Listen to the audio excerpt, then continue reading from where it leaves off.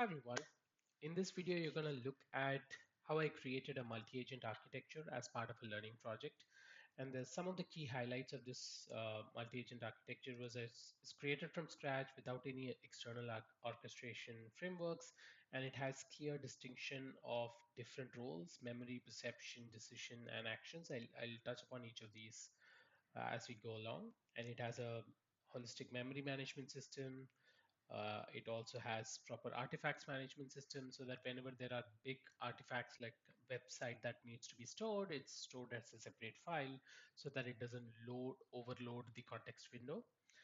And a proper management of goals and sub goals so that it can be managed, broken down and managed part of the sub-agents framework, and of course using MCP for all the tool executions. So I'll talk through how this works at a high level, right?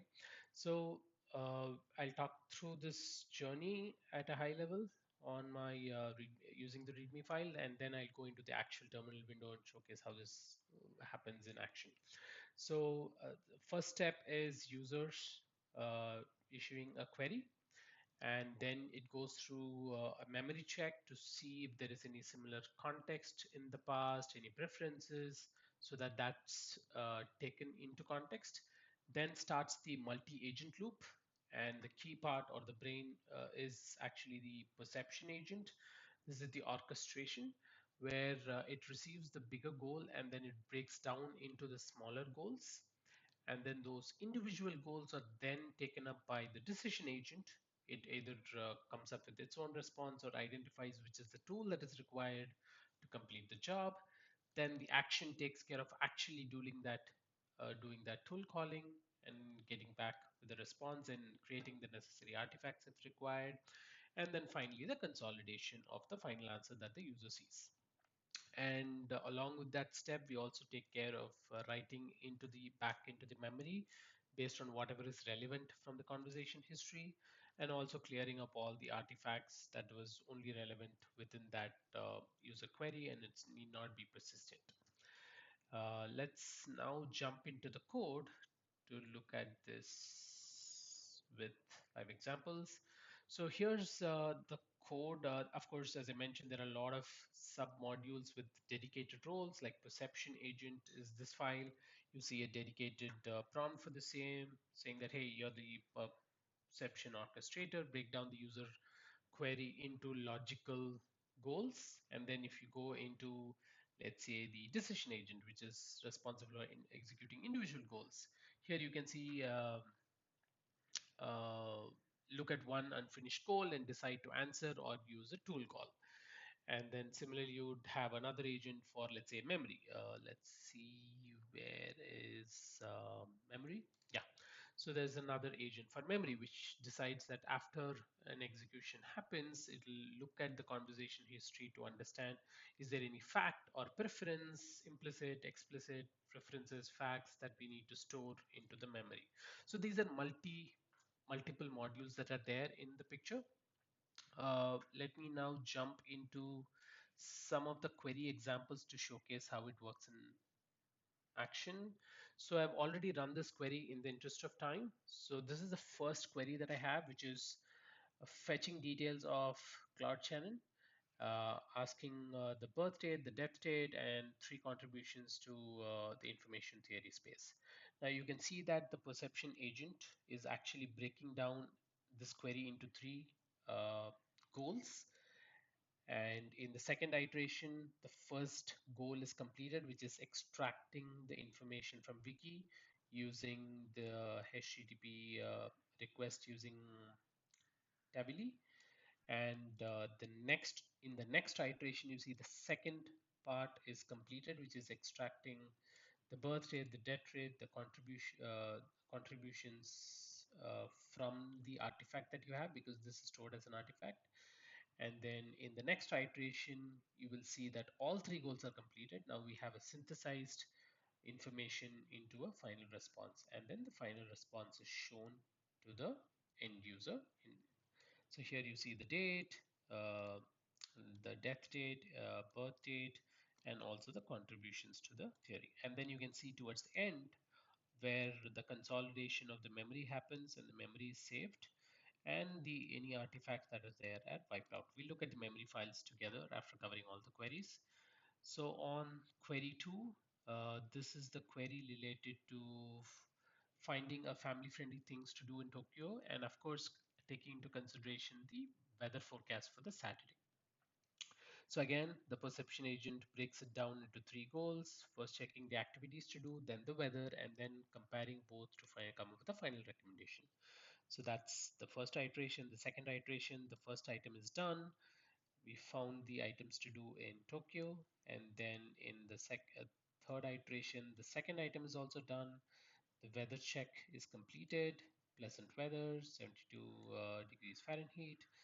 And then in the fourth iteration, you see all the three goals are done. And then we are presenting with the final recommendation of where to go, which is, Park. Given the good weather, this is a good time to go with the family members. Again, memory saved and artifacts wiped out. The third query is about asking an agent to remember my mom's birthday, create a calendar invite, and also leverage that memory in the future runs. For example, the first one says setting up a calendar for on the day of birthday and 15 days before. Yeah, 2 weeks before. So as you can see in the next iteration, one of the reminder is done, and then the second iteration, both of these reminders are done. So both the goals are met. So the query ended here, and then I'm uh, asking another question, which is when is my mom's birthday? This is a new chat question that I'm asking, and it will go and first search for the memory as per the flow, and it understands that the birthday is already available, and it informs says that hey, we can directly inform the user, and the answer comes out as uh, 15th of May. So you can see that that's the first iteration of the retrieval, and the second iteration says summarizing it to the user. Again, um, memory saved and artifacts cleared up. And let's look at how these memory files are saved so that you get an idea. Let's look at the state and memory. Yeah, so you see here when the first query happened, Claude's birth date was saved and death date was saved. These are all factual informations. And let's look at some other examples towards the end, which is when we ask the last question about, okay, did I skip the last question? Hold on. I think I did skip the last question. So the last query that I had was on the Python async best practices, which and asking it to search, read the top three results, and give a numbered list of advices they agree on. So again, you see here perception breaks the query into three um, goals, and then in the first iteration, first one is completed. It searches for the results. The second iteration read the three results, the top three results, and in the next iteration, it's providing with the final summary of what is agreed upon across these three top results. And again, memory saved and artifacts cleared up. So all these HTML pages are actually saved as artifacts, which are later cleared up after the goals are met. Now going back to the memory file again, so you can see that so for the last one, so you see some of the the best practices are documented as facts. You can see that the mother's birthday from the third example is stored as again a fact. And you can see user prefers information to be presented in short numbers list is stored as a preference in the memory. So these are preference and facts are two types of memory items that we are storing. So that's the overall flow. And one thing that is also crucial to make this magic happen is the LLM gateway that we have. because you're going to use in a multi-agent system and a complex workflow, so you're going to fire multiple LLM calls. You might have free APIs limits across different providers. So it's always better to have this LLM gateway so that you can easily manage. For example, see, I almost hit about 100 calls with Gemini Lite and about I exhausted my Gemini Flash limit already. So about 100, 120 calls today.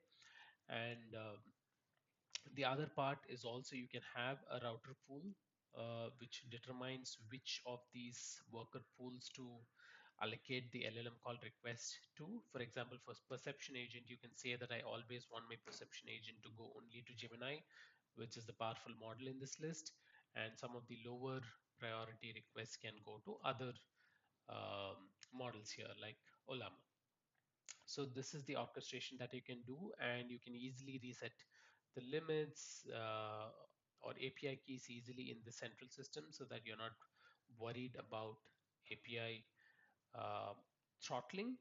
So that because whenever something fails, it automatically retries to the next available LLM model. So that's the quick demo of how I built an end-to-end multi-agent system, and this is uh, still part of the journey. A lot of more learnings to happen. So I thought I'll record a video on the same and share it.